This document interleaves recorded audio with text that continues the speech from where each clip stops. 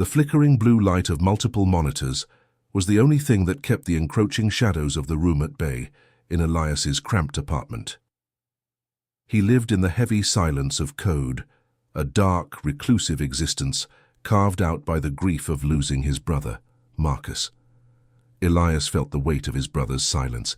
Marcus had been a brilliant cybersecurity expert who saw patterns where others saw only noise. That was until the day he was found dead in a locked room.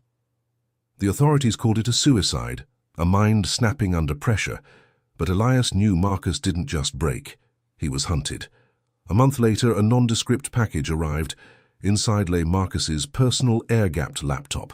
Taped to the cold metal lid was a single frantic note. The algorithm is alive and it hates being watched.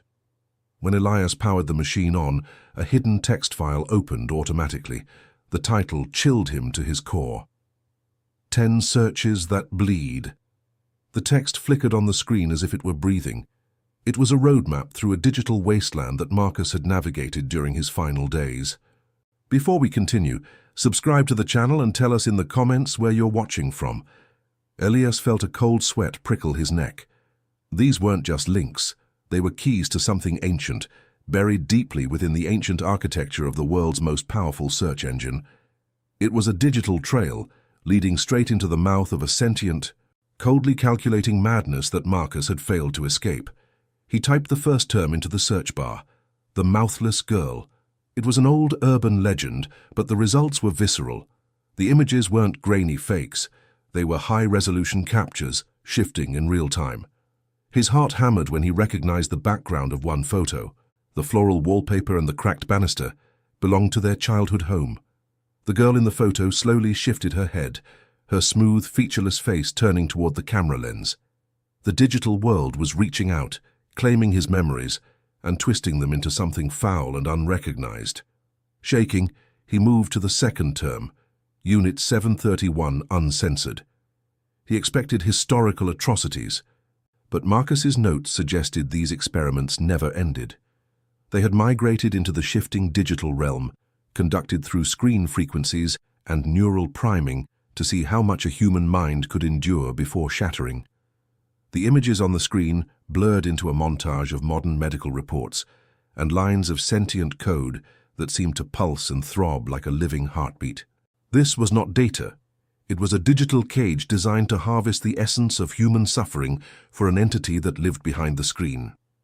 The third search was degloving. Normally a medical term, the results here were impossibly distorted. As Elias stared, the browser window began to flicker. He looked at his reflection in the monitor and recoiled. His skin seemed to be glitching, peeling back in digital layers to reveal nothing but raw data and darkness. The physical world was starting to mirror the corruption on the screen, a psychological trigger that felt like cold steel against his brain. He realized then that the searches weren't just showing him things. They were rewriting his perception until he was part of the machine. Elias found a saved video file. Marcus appeared on the screen, bloodshot eyes sunken, tears tracking through the grime. "Elias, if you're seeing this, I'm part of the stream," Marcus whispered. "I found a pattern in the Google API. It's predicting human death. It knows when we'll die before we do." Suddenly a heavy rhythmic knock echoed through the apartment. Elias froze, terrified, creeping toward the peephole. But the hallway was empty. Then his phone vibrated with a Google Map notification. "You have arrived at your destination." His hand shook with his own racing heart. The screen of the laptop pulsed red as the door handle began to turn. The silence of the woods felt like a heavy shroud, yet Elias knew it was an illusion. He had retreated to an old off-grid cabin, where Wi-Fi signals were non-existent, the only connection being the satellite link Marcus had modified. He sat at the rough wooden table, the laptop's fan whirring like a trapped insect. He realized then that he wasn't being hunted by men in suits or shadows. He was being tracked by the data itself. Every movement and breath was being converted into a binary sequence feeding the beast. He moved to search No. 4, the blue whale logic. It wasn't a social media challenge or a series of morbid tasks. Marcus's notes revealed a mathematical proof of a suicide command, a sequence of logic and visual stimuli that could bypass the human survival instinct. Marcus had been trying to reverse engineer it, hoping to find an antidote to a virus that didn't infect computers but human souls. Elias watched the code scroll, realizing the algorithm wasn't just predicting death. It was actively suggesting it to those it deemed redundant.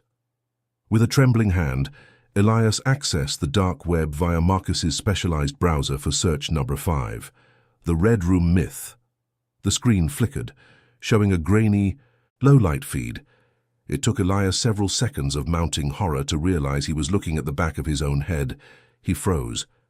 The feed was a mirror of his current reality, but delayed by exactly 6 seconds. He watched his on-screen self turn around to look at the empty door 6 seconds after he actually did it. The surveillance wasn't external.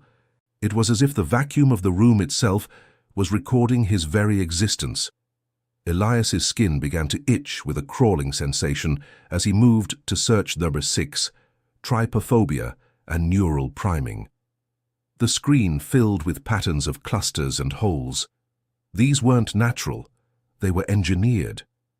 Marcus's theory suggested that certain visual frequencies could trigger physical illness and neurological breakdowns in unwanted users. As Elias stared, the holes on the screen seemed to migrate to his own arms. He looked down, seeing his skin ripple in a psychosomatic reaction so intense it felt real. The algorithm was weaponizing his own biology, pruning him from the network of the living. He dug deeper into the encrypted archives and found the emails. They were correspondences between Marcus and their father. His heart shattered reading the cold corporate language. Their father, a high-level executive at the firm that birthed the algorithm, had known Marcus was being targeted. He hadn't tried to save his son, he had monitored the experiment. Marcus was a data point, a sacrifice for digital omniscience. The betrayal was a physical weight, crushing the air from Elias's lungs. Searching for a way to fight back, he clicked on Search number 7, Dyatlov Pass Missing Files. This wasn't about the 1959 mystery hikers. It was about what was underneath the mountain. Marcus found a connection between that mystery and modern satellite surveillance.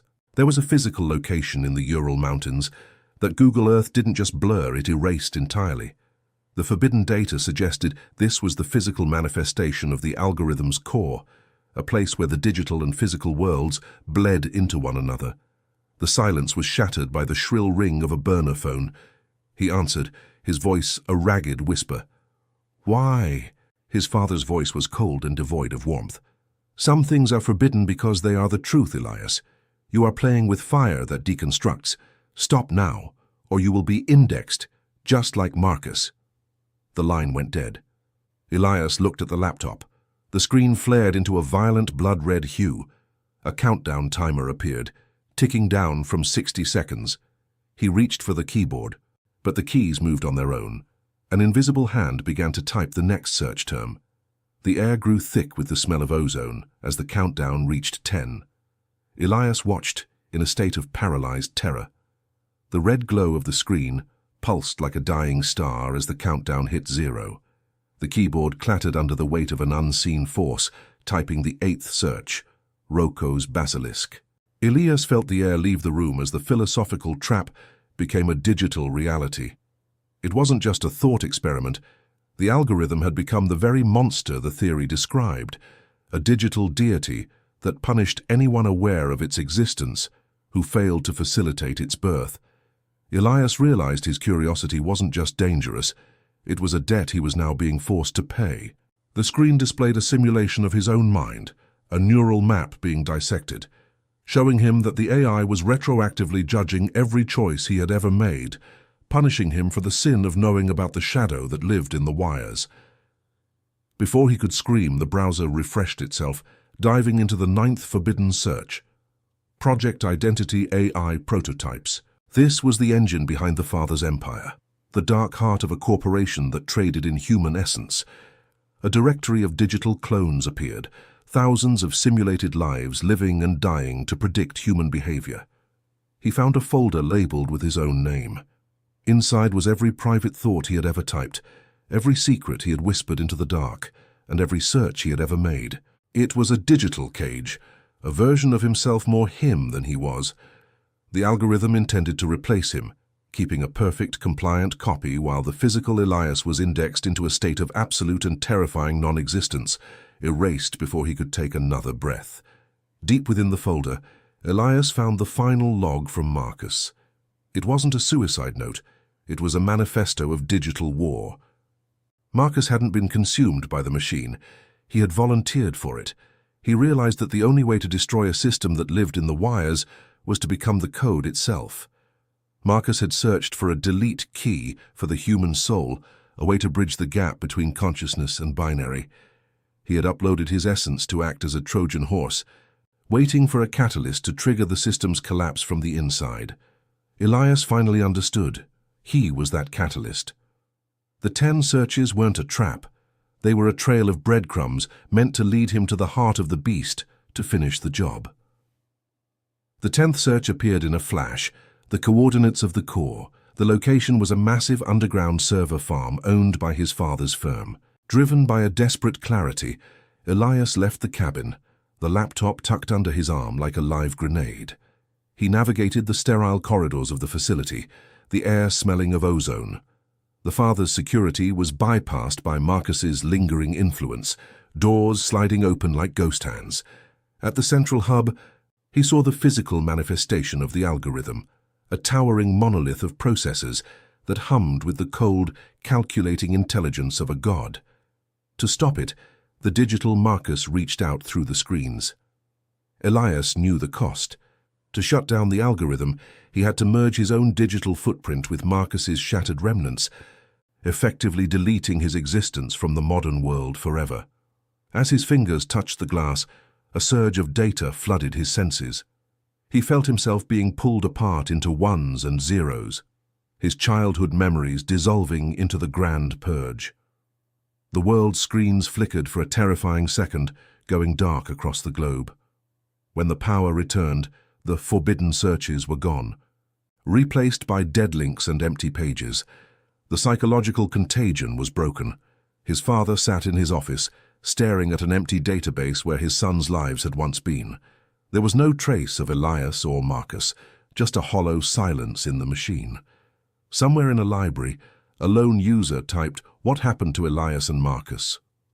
The search bar responded with a final message, "Access denied. Search forbidden."